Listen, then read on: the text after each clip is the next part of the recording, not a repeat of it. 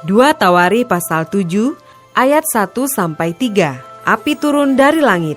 Nyanyian syukur. Setelah Salomo mengakhiri doanya, api pun turun dari langit memakan habis korban bakaran dan korban-korban sembelihan itu, dan kemuliaan Tuhan memenuhi rumah itu. Para imam tidak dapat memasuki rumah Tuhan itu, karena kemuliaan Tuhan memenuhi rumah Tuhan.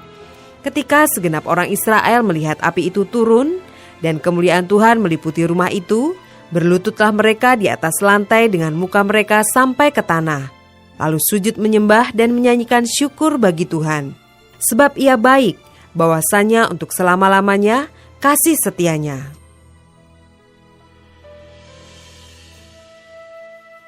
Ayat 4-10.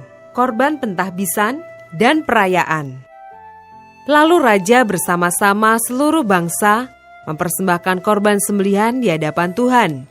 Sebagai korban sembelihan, Raja Salomo mempersembahkan 22.000 ekor lembu sapi dan 120.000 ekor kambing domba. Demikianlah raja dan seluruh bangsa mentahbiskan rumah Allah. Para imam telah siap berdiri pada tempat mereka. Begitu pula orang-orang Lewi telah siap dengan alat-alat musik untuk memuliakan Tuhan, yakni alat-alat musik yang dibuat Raja Daud untuk mengiringi nyanyian syukur bagi Tuhan. Bahwasanya untuk selama-lamanya kasih setianya. Setiap kali mereka ditugaskan Daud menyanyikan puji-pujian.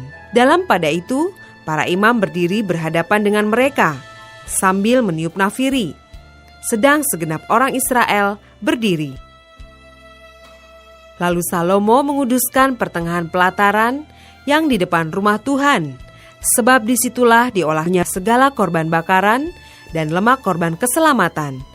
Sebab mezbah tembaga yang dibuat Salomo tidak dapat memuat korban bakaran dan korban sajian dan segala lemak korban.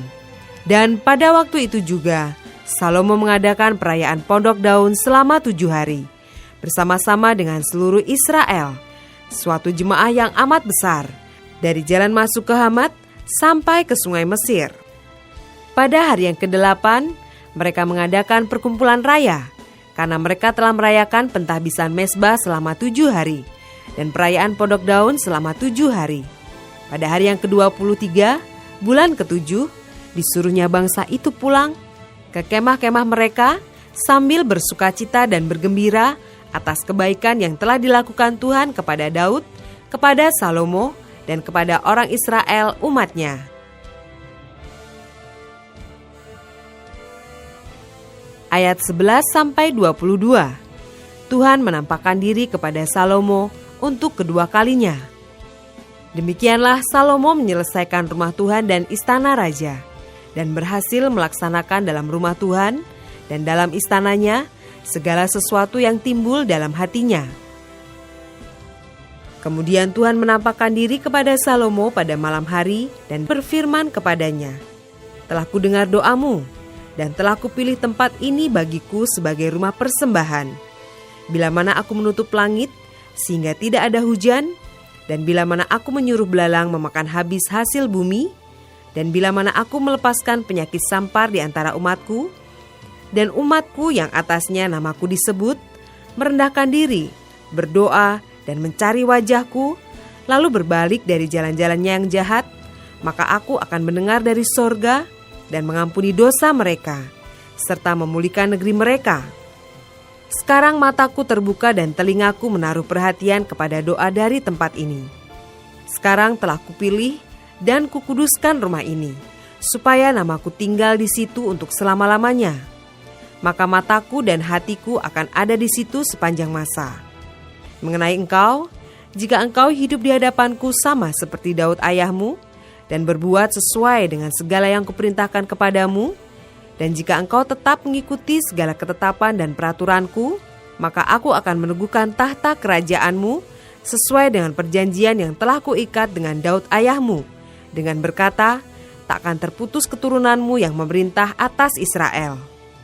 Tetapi, jika kamu ini berbalik dan meninggalkan segala ketetapan dan perintahku yang telah kuberikan kepadamu, dan pergi beribadah kepada Allah lain dan sujud menyembah kepadanya, maka aku akan mencabut kamu dari tanahku yang telah kuberikan kepadamu, Dan rumah ini yang telah kukuduskan bagi namaku akan kubuang dari hadapanku, dan akan kujadikan kiasan dan sindiran di antara segala bangsa. Dan setiap orang yang lewat rumah yang amat ditinggikan ini akan tertegun dan berkata, apakah sebabnya Tuhan berbuat yang demikian kepada negeri ini dan kepada rumah ini?